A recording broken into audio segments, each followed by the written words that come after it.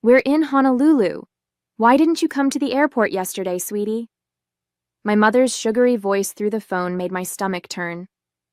I stood frozen in the middle of Dallas International Airport, my packed suitcase beside me as the truth slowly sank in. They had deliberately lied about our flight date. My name is Jocelyn Adams, and I never thought my own parents would stoop this low. I'd been looking forward to this family vacation for months, desperately needing a break after an exhausting quarter at work. As a marketing executive, I'd just finished hosting important clients from overseas, and this trip was supposed to be my reward, a chance to relax and reconnect with my family. "What do you mean yesterday?" I managed to say, my voice shaking. "You told me the flight was today at 2 p.m. I have the text messages to prove it." The bustling airport suddenly felt suffocating as other travelers rushed past me, their excitement for their own journeys only highlighting my growing devastation. "Oh, sweetie, there must have been some confusion," my mother replied, but I could hear the lie in her voice. "Your sister made it just fine. We're all settled in at the resort now." Of course my sister made it. Amy was always their priority, their golden child.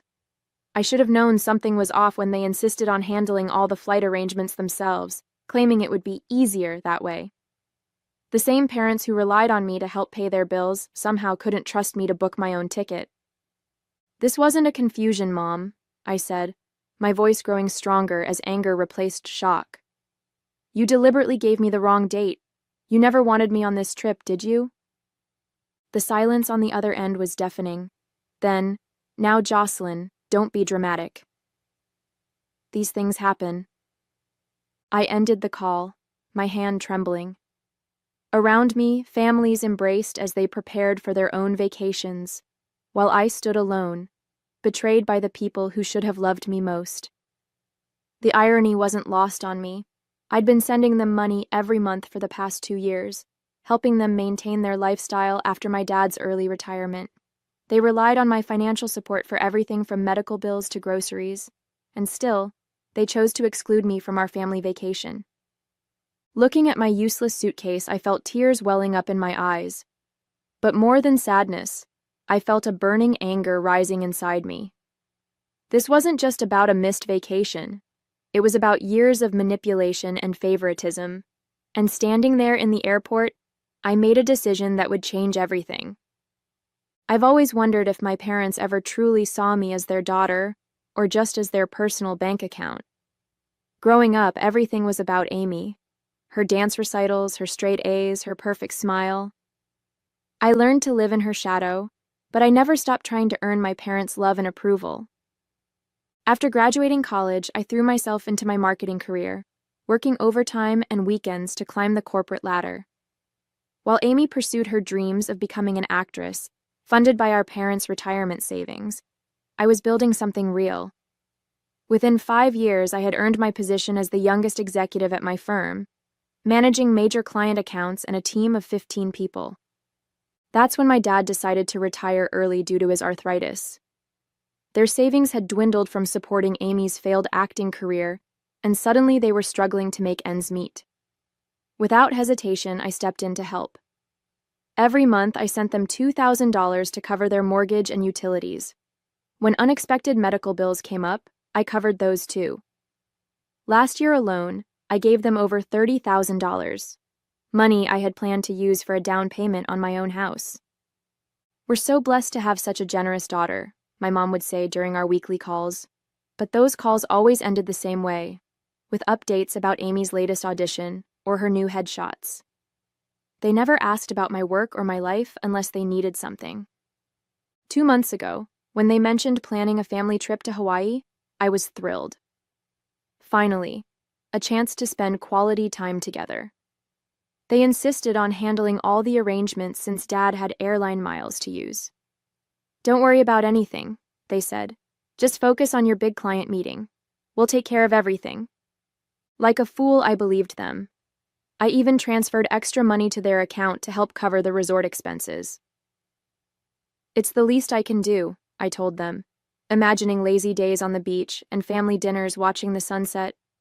I thought maybe this trip would be different, that they would finally see me as more than just their financial safety net. Instead, Here I was, standing in an empty airport with a packed suitcase and a broken heart. My phone buzzed with a new message, a photo from Amy of her and our parents at the beach, cocktails in hand. The caption read, "Family vacation begins. Missing you, sis.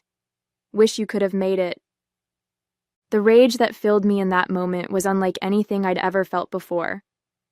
Standing there in the airport, staring at Amy's photo, something inside me finally snapped. I started scrolling through past text messages from my parents, and the pattern became crystal clear. Every conversation about the trip had been carefully orchestrated to ensure I'd miss it. "The flight's at 2 p.m. on the 15th, my mom had texted. But looking at Amy's Instagram story, I could see their boarding passes from yesterday, the 14th, clear as day. They hadn't made a mistake. They'd planned this deception down to the last detail. My phone rang again. This time it was my father. "Jocelyn," he started, his voice stern like I was a child being scolded. "Your mother is very upset by your attitude. We made an honest mistake with the dates, and you're turning this into a drama. You're a grown woman. You should understand these things happen." I laughed, but there was no humor in it. An honest mistake? Then why did Amy know the correct date? Why did you insist on booking everything yourselves? Why have you been lying to me for weeks? "Now, listen here," he began, but I cut him off. "No, Dad, you listen. I just checked my bank statements. Last week, I sent you $3,000 for this trip. Was that a mistake too? Or did you just take my money knowing you'd leave me behind?" The silence that followed told me everything I needed to know. "Jocelyn," he finally said, his voice softer now, trying a different approach. "You know we're on a fixed income. We needed that money for the trip. You're doing so well in your career. You understand about making sacrifices for family, don't you?" My hands were shaking so hard I could barely hold the phone. "Sacrifices for family? I've been making sacrifices for years. I've given up my savings, my dreams of buying a house, everything to support you and Mom. And this is how you repay me?" "Don't be selfish," he snapped. "Your sister needed this vacation. She's been under so much stress with her acting career and—" "Her acting career?" I interrupted, my voice rising. "You mean the hobby you've been funding with my money while she lives rent-free in your house? The auditions that never lead anywhere while I work 60-hour weeks to support all of you?" "That's enough," he shouted. "I won't stand for this disrespect. You've changed, Jocelyn. Money has made you cruel." In that moment, something shifted inside me. The hurt was still there, but now it was hardening into resolve. "You're right about one thing, Dad. I have changed, and things are about to change even more." I ended the call and opened my banking app. It was time to close the Bank of Jocelyn, permanently. The drive home from the airport was a blur of anger and determination. I spent the evening documenting everything, screenshots of text messages, bank transfers, a detailed spreadsheet of every penny I'd given them over the past 2 years. The total made me feel sick. $47,850. That's what my parents' love had cost me. The next morning, I walked into my bank and closed the joint account I'd opened to transfer money to them. Then I called my company's HR department to remove my parents as beneficiaries from my life insurance policy. With each step, I felt lighter, as if I was finally breaking free from invisible chains. That's when the messages started flooding in. First came the guilt trips from my mother. "I can't sleep knowing you're upset with us. This is tearing our family apart. How could you be so heartless?" Then Amy joined in. "Oh my God, you're being so dramatic. It was just a miscommunication. Mom's crying every day because of you." But it was my father's message that really showed their true colors. "We raised you better than this.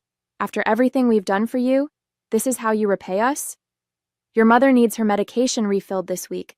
Don't you dare abandon your responsibilities to this family." I stared at my phone, amazed by their audacity. My responsibilities to the family? What about their responsibility to treat me with basic respect? Instead of responding, I drafted a clear, firm email. Dear Mom, Dad, and Amy, I've done a lot of thinking since yesterday. The Hawaii incident wasn't a miscommunication.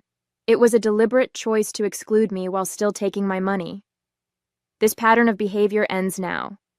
Effective immediately, I am cutting off all financial support. The money I've provided was a choice, not an obligation. You'll need to find another way to cover your expenses. Do not contact me about money again. I need time and space to reevaluate our relationship. Thanks. Within minutes, my phone exploded with calls and texts. My mother left sobbing voicemails about how they'd lose the house. Amy sent angry messages calling me selfish and heartless. My father's texts grew increasingly threatening, warning me about consequences if I didn't come to my senses. I blocked them all. That evening, as I sat alone in my apartment, doubt tried to creep in. Years of conditioning had taught me to put their needs first, to believe I was selfish for having boundaries. But then I remembered standing in that airport, realizing they had planned and executed their betrayal while spending my money. The next day at work, I received an unexpected visit. My Aunt Rose, my father's sister, walked into my office. I heard what happened, she said, sitting down across from me. Your parents asked me to talk sense into you. I braced myself for more guilt trips, but Rose surprised me. What they did was cruel, Jocelyn. I've watched them take advantage of your kindness for years. It's time someone told you the truth. You deserve better than this. Tears welled up in my eyes as she reached across the desk and squeezed my hand. Finally, someone in my family saw me. Really saw me. They'll try everything to pull you back in, Rose warned. Stay strong. You're doing the right thing. 2 weeks after sending that email, I discovered something that made the Hawaii incident look trivial. Rose called me during my lunch break, her voice tight with concern. Jocelyn, I need to show you something. Can you come to my house after work? When I arrived, she had a stack of papers spread across her dining room table. Your father came to me last week, asking for a loan. He let slip some things that didn't add up, so I did some digging. What she showed me made my blood run cold. Bank statements, loan applications, and credit card bills painted a disturbing picture. My parents hadn't just been using my money for basic expenses. They'd been living far beyond their means, counting on my support to cover their extravagant lifestyle. Look at this, Rose pointed to a credit card statement. They took out a new card in your name 3 months ago. Have you checked your credit report recently? My hands shook as I pulled out my phone and downloaded my credit report. There it was, a $15,000 credit card I never knew existed. They had used my social security number and personal information to open it. That's identity theft, Rose said quietly. It's a crime, Jocelyn. I felt like I couldn't breathe. How could they do this? There's more, Rose continued. Remember that story about Amy's acting career? She's not even in California for auditions. She's been living at home this whole time, working part-time at a local coffee shop. The money they claimed was for her headshots and acting classes. They've been using it for gambling. The room spun as pieces fell into place. The constant requests for more money, the vague explanations, the guilt trips when I asked questions. It wasn't just emotional manipulation. It was fraud. My phone buzzed with a text from my mother. Please, sweetie, we need to talk. Your father's having chest pains from all this stress. If anything happens to him, it'll be your fault. I showed Rose the message. She shook her head. More manipulation.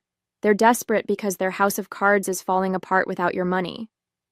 What should I do? You have 2 choices, Rose said.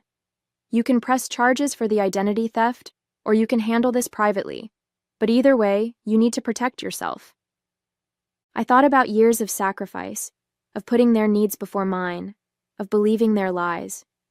The chest pains, the tears, the guilt trips. It was all part of their game. I want to talk to them one last time, I said, face to face. But I need you there with me. Rose nodded. I'll set it up. But first we need to gather evidence and freeze your credit. They've shown you who they really are, Jocelyn. Believe them. That night I couldn't sleep. I kept thinking about all the dreams I'd put on hold to support them. The house I wanted to buy, the vacations I never took, the savings I should have had. They hadn't just stolen my money, they'd stolen years of my life. But as I lay there, something else occurred to me. For the first time in my adult life, I felt truly clear-headed. The fog of manipulation was lifting, and in its place was a steel-like resolve. They wanted to play games? Fine. But this time, I would be the one making the rules. The confrontation was set for Saturday afternoon at Rose's house. I spent the morning with a lawyer, understanding my options regarding the identity theft. Then I prepared a folder with all the evidence, the credit card statements, bank transfers, text messages, everything. I needed them to understand that their game was over. When my parents arrived, Amy was with them. She looked nothing like the carefree girl in those Hawaii photos. Her face was drawn, guilty. They filed into Rose's living room like children called to the principal's office. "Thank you for coming," I began, my voice steady. "I've discovered some things we need to discuss." "Jocelyn," my mother interrupted, tears already starting. "Before you say anything, you need to know—" "No," I cut her off. "I'm talking now." I pulled out the credit card statements. "Would anyone like to explain this?" The color drained from my father's face. Amy looked confused, but my mother jumped in quickly. "It was an emergency. We were going to tell you." "An emergency?" I laid out more papers. Like the gambling debts? Or the maxed-out credit cards? Or maybe Amy's fake acting career? Amy's head snapped up. "What do you mean, fake?" I turned to her. "You really don't know? They've been telling me you're in California pursuing acting. That's where all my money supposedly went. Your headshots, classes, rent." "What?" Amy looked at our parents in shock. "I've been working at Starbucks. They told me you refused to help with my college tuition." The room erupted in chaos. Amy started crying. My mother tried to explain, and my father stood up, his face red with anger. "Enough!" he shouted. "We did what we had to do. You don't understand." "Oh, I understand perfectly," I said, pulling out my final piece of evidence. "You committed identity theft. That's a federal crime. I have two choices here. Press charges or handle this privately. Your decision." My mother collapsed into theatrical sobs. "You wouldn't. We're your parents." "Parents don't steal from their children," Rose interjected. "Parents don't lie and manipulate and commit fraud." Just then, my father clutched his chest and staggered. "My heart," he gasped. "Call an ambulance." For a moment, I almost fell for it. But then I saw my mother's face. Not panic, but calculation. This was their final play, their attempt to regain control. "No," I said firmly. "No more manipulation. Here's what's going to happen. You're going to sign a repayment agreement for every penny you stole. You're going to close that fraudulent credit card. And you're going to leave me alone." "And if we refuse?" my father asked, his heart attack mysteriously forgotten. "Then I'll press charges and you can explain your actions to a judge." The silence that followed was deafening. Finally, my father nodded, defeated. My mother stared at the floor, her tears suddenly dry. And Amy? Amy looked at me like she was seeing me clearly for the first time. As they signed the repayment agreement my lawyer had prepared, I felt no satisfaction, only a deep, hollow sadness for the family I thought I had. In the weeks that followed, my parents' carefully constructed facade crumbled completely. Without my financial support, they were forced to sell their house and move into a small apartment. The repayment agreement meant most of their retirement income went to paying back what they'd stolen from me. It wasn't revenge. It was justice. Amy moved in with Rose temporarily while she figured out her next steps.